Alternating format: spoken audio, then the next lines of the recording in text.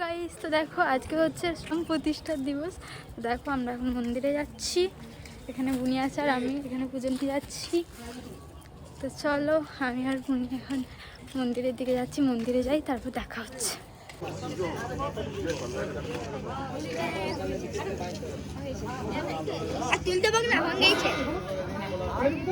Video করছি।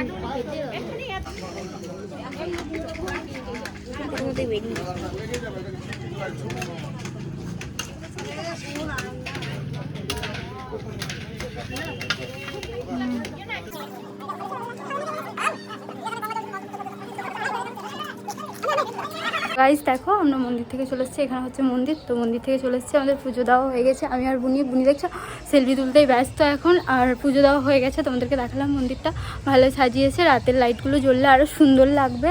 তাই দেখো দেখতে পাচ্ছ কী করে। তো চলো বাড়িতে যাই, বাড়িটাও তোমাদেরকে দেখাবো। বাড়িতেও আমরা ঠাকুর বসিয়েছি, ওখানেও প্রদীপ জ্বালবো সন্ধ্যাবেলা, আর সব কিছুই রেডি করেছি। চলো সেটা দেখতে থাকো। তো এটা দেখতে পাচ্ছ আমাদের বাড়িতে ঠাকুর, আমাদের যে ঠাকুর ঘর আছে ওখানে। তো প্রদীপটা এইদিকে মুখ করে দেওয়া হয়েছিল, কারণ এইদিকেই হয় অ্যাকচুয়ালি। তো আমাদের ঠাকুর ঘরটা মানে ওই দিক করে ঠাকুরগুলো রাখা আছে, সেই জন্য প্রদীপটা এদিকে দিতে হয়। তো এখানে আলপনাও দিয়েছি দেখতে পাচ্ছ, আর ফুল দিয়ে খুব সুন্দর করে সাজিয়েছি, ঠাকুরকে ভোগও নিবেদন করেছি। তো এখানে আলপনাটা আমি দিয়েছি, যেমন পারি সেরকমই দিয়েছি।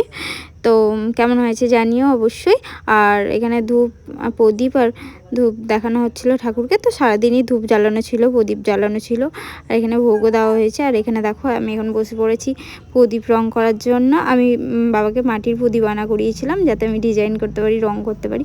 তো খুব একটা টাইম ছিল না, সেজন্য এটাকে হোয়াইট কালার দিতে পেরেছিলাম, আর সাইডে হালকা বর্ডার দিয়েছিলাম ইয়েলোতে। এটা হচ্ছে আমার বাড়ির ঠাকুর। আজকে রামের মানে প্রাণ প্রতিষ্ঠা দিবস।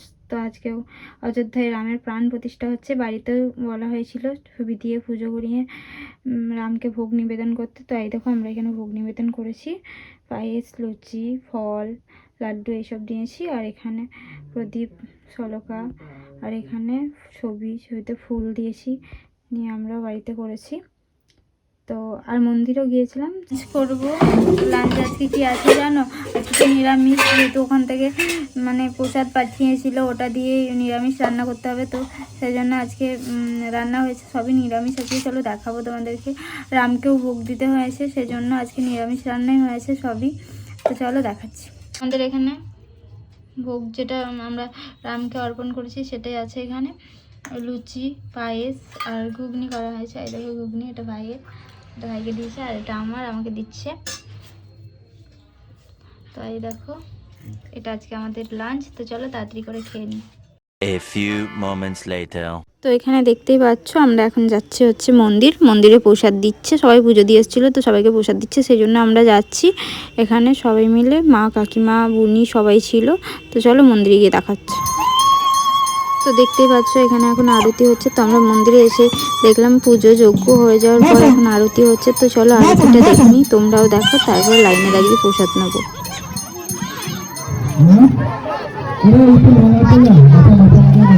তো এখানে দেখতেই পাচ্ছ কত ভিড় আর কত লাইন। তো আমাদের যখন রামনবমীর পুজো হয় এই মন্দিরেই তো হয়, এটা বজরংবলী মন্দির, তো এখানে হয়। তখন এরকমই প্রসাদের নেওয়ার সময় লাইন হয়, পুরো মন্দিরটাকে এক পাক ঘুরে প্রসাদ নেওয়া হয়। খুবই ভালো লাগে জিনিসটা, আমার তো ভীষণই ভালো লাগে, আমাদের সবার খুব পছন্দের।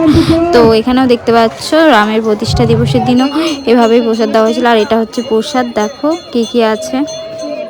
তো এখানে দেখতে পাচ্ছ প্রসাদে আছে পোলাও, পায়েস, লুচি, ফল, সবজি, তারপরে লাড্ডু এইসব। আর এখন দেখতে পাচ্ছ সন্ধে হয়ে গিয়েছে, সেহেতু সন্ধেবেলা এখানে প্রদীপ জ্বালানোর কথা ছিল, সবারই প্রদীপ জ্বালানোর কথা, প্রত্যেকটা বাঙালি নিজের বাড়িতে প্রদীপ জ্বালাবে। তো দেখতে পাচ্ছ আমিও প্রদীপ জ্বালাচ্ছিলাম এখানে মন্দিরে, তারপরে ভেতরেও জ্বালিয়েছিলাম। তো দেখতেই পাচ্ছ মন্দিরে এখন সাজাচ্ছি প্রদীপগুলো। তো কেমন লাগছে জানিও, অবশ্যই ভালো লাগবে। আমি সাজিয়েছি আমার পছন্দ মতো করে, তোমাদের কেমন লাগছে সেটা তোমরা জানিও।